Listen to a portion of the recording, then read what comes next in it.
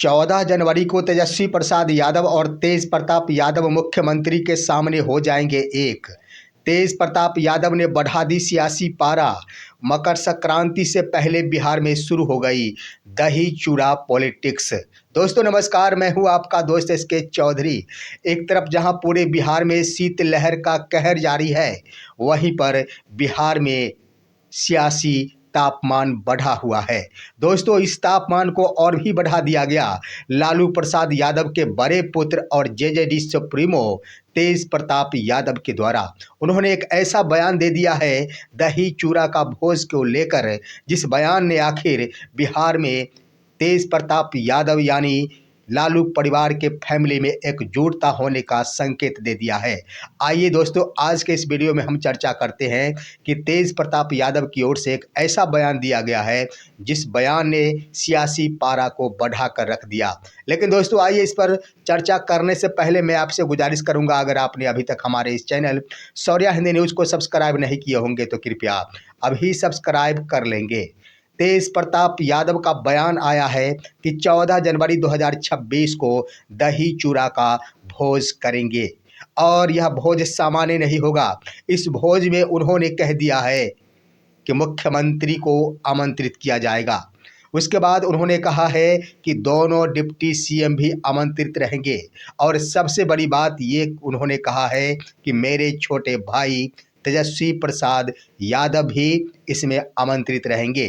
इसके अलावे उन्होंने कहा कि जिन भी व्यक्ति को इसमें आना होगा वो सभी के सभी सादर आमंत्रित रहेंगे।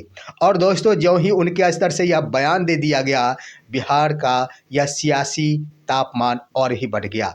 आखिर इस बयान का मतलब क्या होता है? सीधा सीधा संकेत है कि जहां पर मैंने बता दिया था कि लालू परिवार अब एकजुटता निभाने में पीछे कदापि नहीं रह पाएगा, जिसका नतीजा है कि तेज प्रताप यादव के द्वारा सबसे पहले तो राबड़ी आवास पहुंचकर जन्मदिन के मौके पर अपनी मां के गले मिला गया।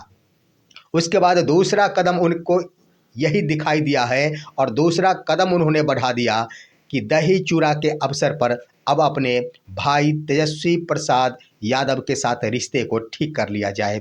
और दरअसल दोस्तों रिश्ते को ठीक करने की बातें उन्होंने ठान तो ली, लेकिन ऐसा निर्णय बनाया है जिस निर्णय के आधार पर अकेले नहीं, चुपचाप नहीं, तमाम सत्ता पक्ष के नेताओं के सामने तेजस्वी प्रसाद यादव और तेज प्रताप यादव एकजुट होंगे और पुराने तमाम बातों को भूलकर रिश्ते को अपनापन की तरफ आगे बढ़ाएंगे। अब आइए दोस्तों, यहाँ पर सियासी तापमान बढ़ गया जो संकेत दे रहा है। यहाँ पर मैंने बताया था कि तेजस्वी प्रसाद यादव विदेश दौरे पर है और विदेश दौरे के तुरंत बाद जब वो दिल्ली में लौटे हैं तो उन्होंने 3 बड़े काम करने का लक्ष्य निर्धारित किया है, जिसमें पहला ये था कि अपने पारिवारिक रिश्ते को उनके स्तर से ठीक किया जाएगा। तो यहाँ पर तेज प्रताप यादव के द्वारा यह भोज का आयोजन किया जा रहा है और यहाँ पर देख लिया जाए तो क्लियर रूप से स्पष्ट हो रहा है कि इस रिश्ते को ठीक करने के लिए तेज प्रताप यादव के द्वारा कदम बढ़ा दिया गया है।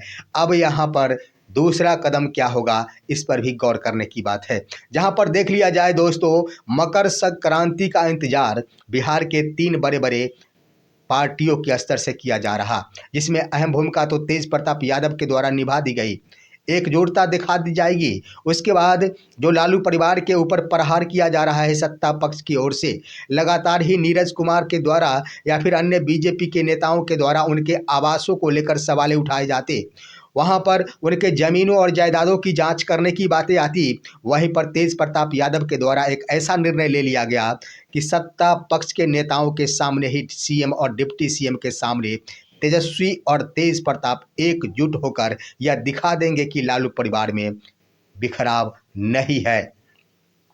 अब 3 पार्टियों में आरजेडी का यह भूमिका आपने तो जान ही लिया कि आरजेडी कई बिंदुओं पर काम करने जा रही, वहीं पर बीजेपी और कांग्रेस भी मकर संक्रांति का इंतजार कर रही है।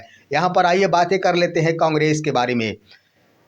तो इससे पहले मैंने बता दिया था कि आरजेडी की ओर से तमाम जिला स्तरीय पदाधिकारियों की नियुक्ति की जानी है और प्रखंड स्तर तक, ब्लॉक स्तर तक पार्टी के जमीनी हकीकत को जमीन पर उतारना है, यह निर्णय लिया गया है।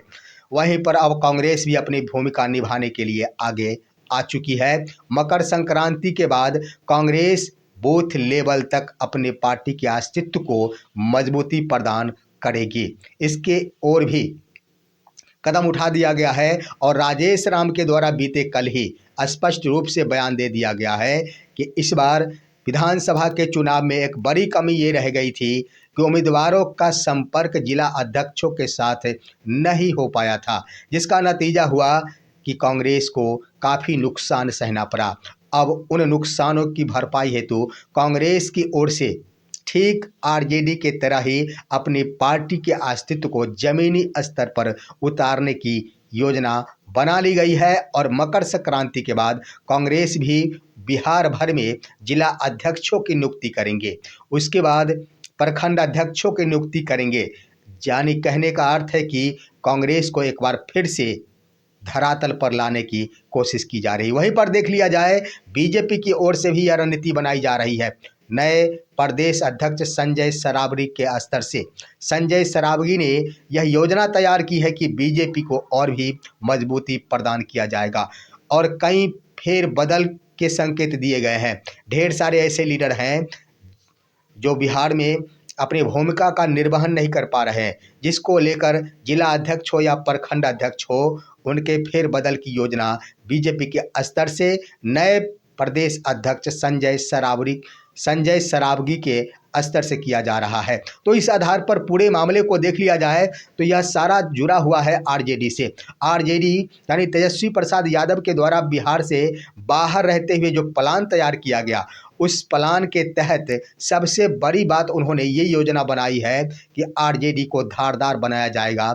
हर एक जनता के पहुंच तक आरजेडी होनी चाहिए। इसलिए आरजेडी के स्तर से प्रखंड अध्यक्ष, जिला अध्यक्षों की नियुक्ति और फेरबदल के संकेत मिलते ही कांग्रेस भी अब योजना बना ली है कि मैं भी अपनी पार्टी को मजबूती प्रदान करूंगा।